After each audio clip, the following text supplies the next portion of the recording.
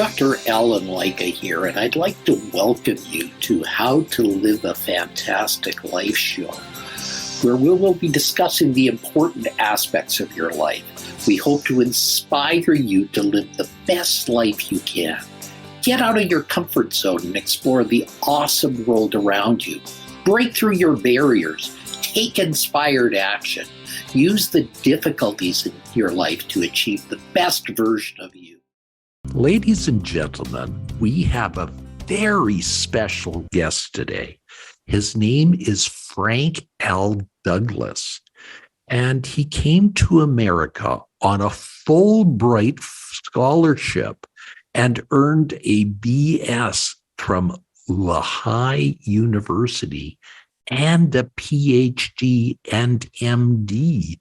from Cornell University, the most respected universities in the world. He is a member of the board of the management company of Aventus, responsible for research, development, and regulatory affairs. And he held professional positions at MIT, the University of Akron, and Chicago University. Welcome, Frank. Thank you. Thank you for the welcome, Dr. Lycka. Tell me, Frank, a little bit about your journey. Tell me about some of those mountains you climbed and some of the adversity you met along the way. Well, I was born in what was British Guyana. It's now Guyana. Came from what we would consider a poor family, and probably had my first significant event when at age 12, after a very ferocious whipping from my mother, I decided I was going to commit suicide. Fortunately, as I stood on the seawall and listened to the waves and saw the large boulders, I chickened out. But what that led to was my recognition of the hatred that I had developed for my aunt who had caused that. And it led me basically to retreat in a way to the church. I used to go to an evangelical church, so to become much more involved in the church and also to become much more involved in my studies, which was what led to my receiving a Fulbright scholarship after I had completed high school, and I'd worked for about a year or so. So I came to America in 1963, and which was about 8 days before Martin Luther King's March on Washington. And what was fascinating about that is about 3 days thereafter, I actually experienced what it meant to be judged by the color of your skin rather than the content of your character. So those are the two important events, if you like, in my journey. Yeah. And as a result of this journey, which has been traumatic at times, you wrote a book called Addressing Systemic Discrimination by Reframing the Problem. Now, I want to state that again, because I think this is one of your life's works. This is a fulcrum point in your life. Just as discrimination was a turning point in your life, you realizing it was a problem, this life work you want to make sure helps to end some of this discrimination that's going on. Is that not correct? That is absolutely correct. To end as well as to help those who are going through it to find more productive solutions. This began for me after I completed my Ph.D. And was offered a job at Xerox. And I was there for 3 months and just could not get my manager to get me a meaningful project. And then one day, a white young man joined the group, and within a week, he was placed on one of the most exciting projects we had in research and development at Xerox at that time. So I went to my manager to ask again the question, when will I be placed on a good project? And I said to him, think about me as though I were Bob and not Frank. And I was stunned to see the recognition come over his face as he said to me, you're right. Bob has been here a week and I've put him on the artery project. Well, I was furious. I ran out of his office, down to the office of the senior vice president to give him yet another example of my being discriminated against. Well, about 2 years later, I thought about that event and recognized two things. One, the senior vice president had actually hired 3 young Black PhDs that summer to join the one Black PhD that was at Xerox for many years. So he was probably more interested in Frank Douglas's success than Frank Douglas was himself. The second thing I recognized was that my desired outcome was not for the senior vice president to have tough words with my manager over discrimination. I wanted a good project. So had I said to Dr. Tribus, could you help my manager find me a good project?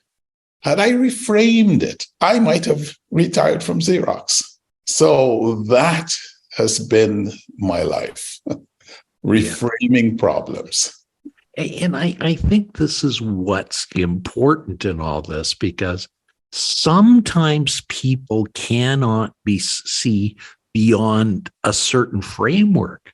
So if you reframe that situation, that allows them to participate in a way that they would have never before have thought of. Absolutely. Absolutely. In fact, in this process of reframing the problem, we try to get people to find a better problem to solve in order to get in their desired outcome. And one of the criteria of a better problem to solve is a problem, the solution for which would actually not only benefit the aggrieved individual, but also others in the work unit.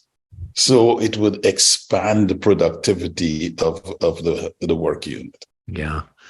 Now, in this day and age, we talk about 3 things: DEI, and they're always talked of as together, that they're one and the same problem.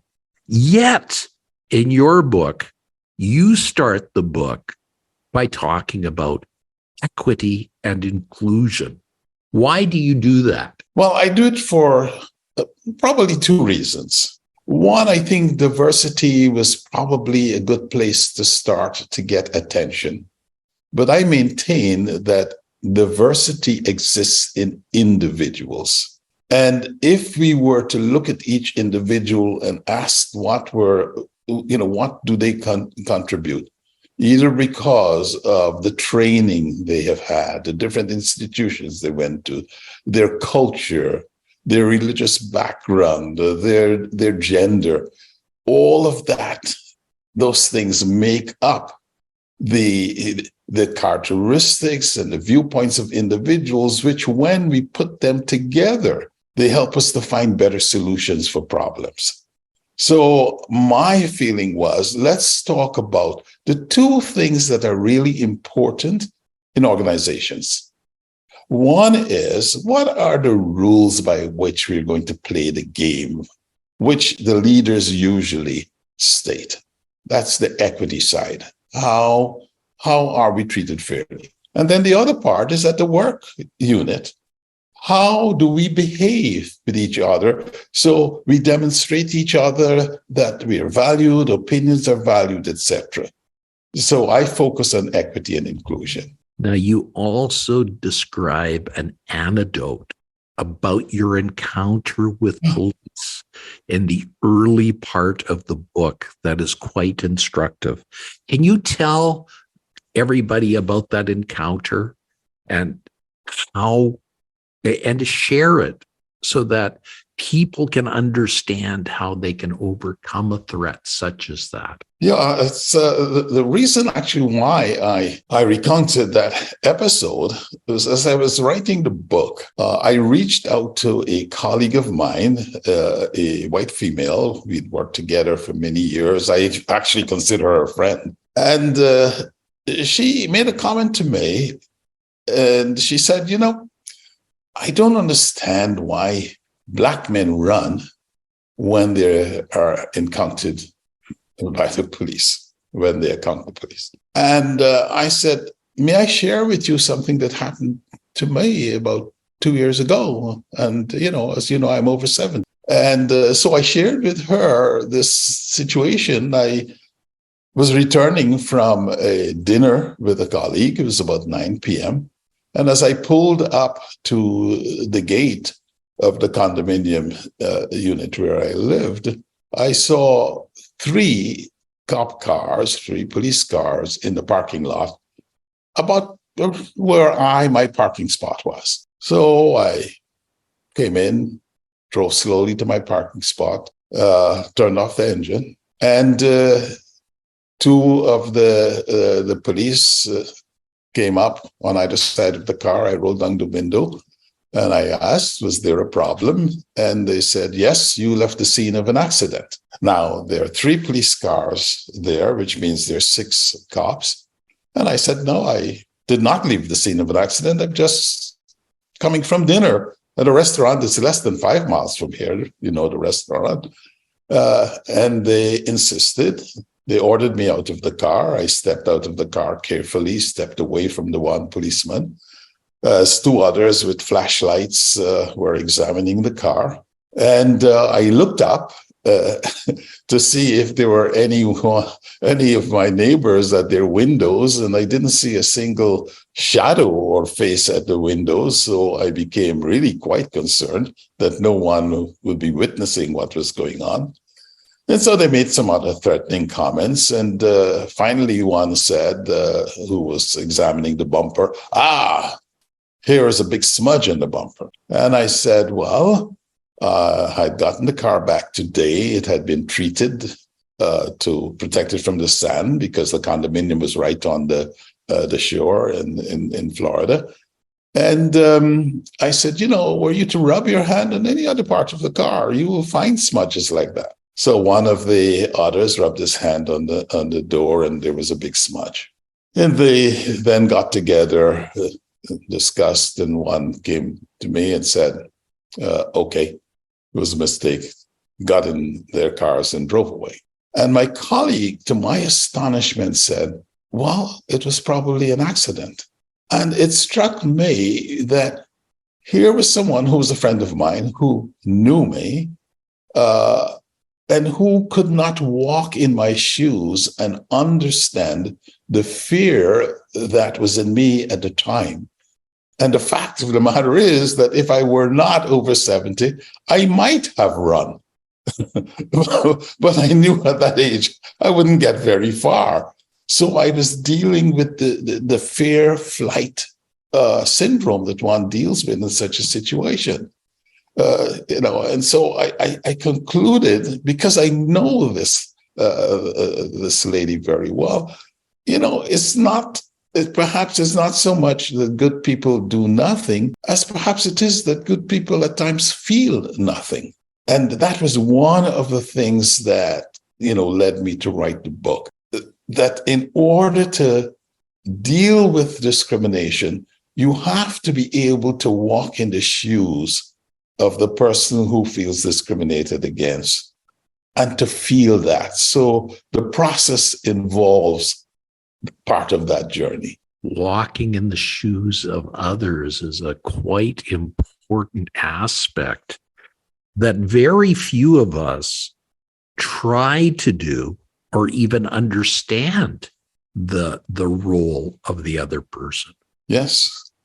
And it's really not easy. So one of the things which we do in this reframing process is to have a small panel of individuals who listen to the story to try to understand from the story, what are the issues, what are the barriers that are getting in the way of this individual fully participating? So what are the issues around inclusion? And the way we deal with it is actually to look at the negative, because what I have found is that sometimes people have difficulty describing inclusion, but they can always describe when they've been excluded. So we look at it from the exclusion part, and we look at what we call microaggressions, where there are insults, either personally or to one's group, where they what we call micro-invalidations, where one is denied their accomplishments, their achievements, and not treated in a fair way. And so we have them look at that. What is the relationship between equity and inclusion? Well, in my view, the two are very important. And as I mentioned earlier, equity are basically, those rules which the leaders set. And often you find it in the mission statement. But of course, it becomes much more involved in that, the human resources, rules, etc., how people get promoted, how people are expected to behave, etc. All trying to demonstrate that this is an organization that values fairness. And then there are the behaviors at the work unit in which one can feel either included or not included, valued, where there are behaviors that govern how people's ideas are incorporated, how their contributions are experienced.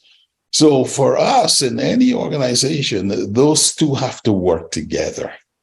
And if they're not reinforcing each other, you then get dysfunctional type cultures, or a particular individual might be experiencing an unsafe or even a toxic culture. I think your insights are very important. So I want you to elaborate on one more insight, and that's you've coined the phrase equity, inclusion, and individual engagement principle.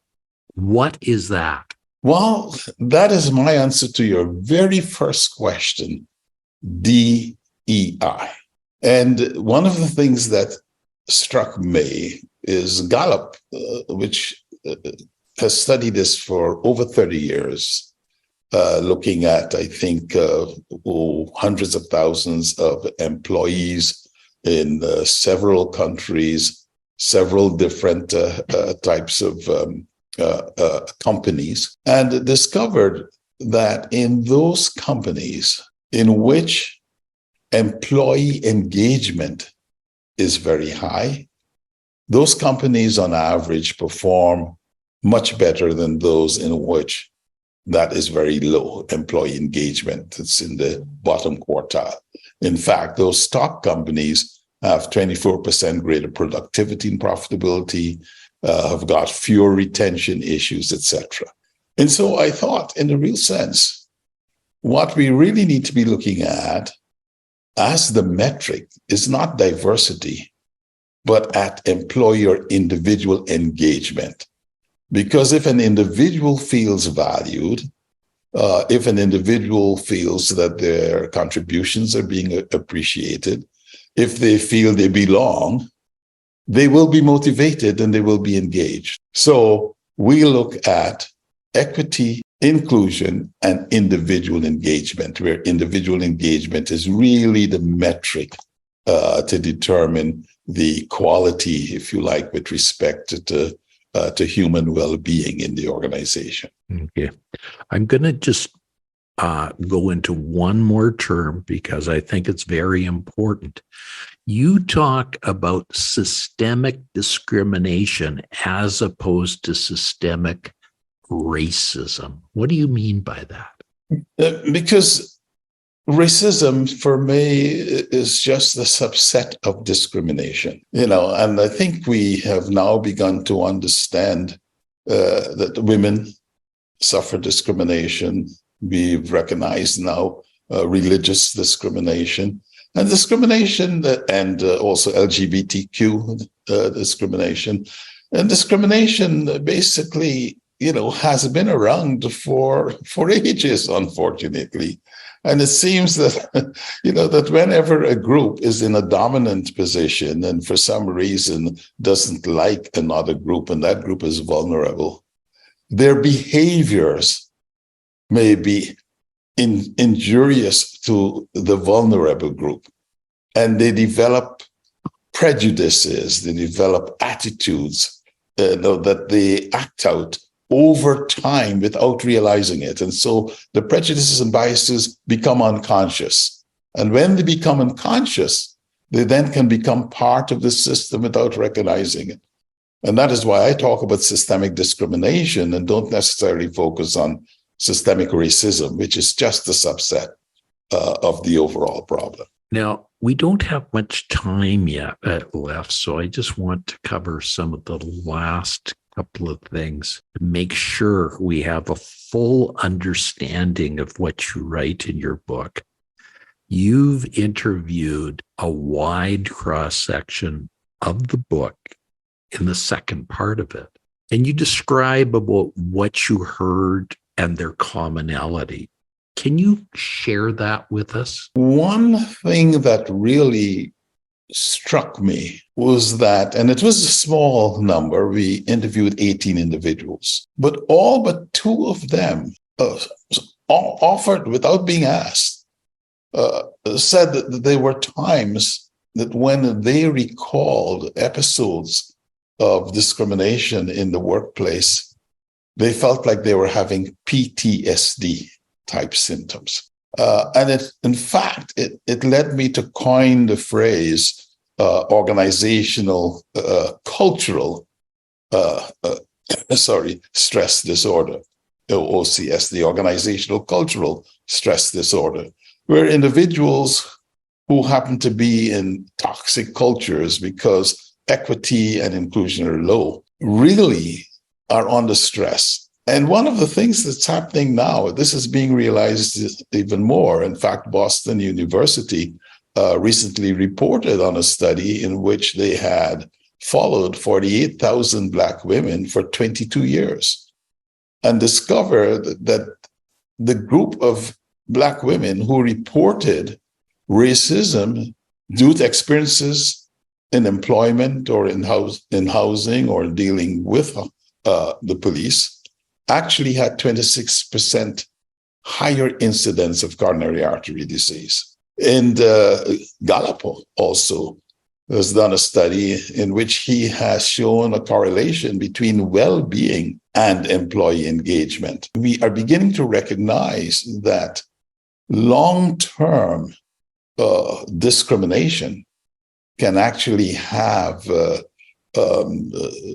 physical and medical issues, so that well-being is extremely important. Can you tell people how they can get a copy of your book and how people can find out more about you and what you have to?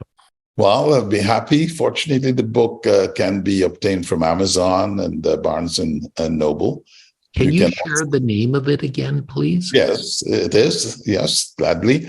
It is Addressing Systemic Discrimination by Reframing the Problem. Addressing Systemic Discrimination by Reframing the Problem. And you can get it at Amazon, Barnes and Noble, as well as on my website, which is frankdouglasbooks.com. That's frankdouglasbooks.com. Frank, thank you so much for being part of this. This has been a great show, and I think a lot of our listeners are going to get a lot from it today.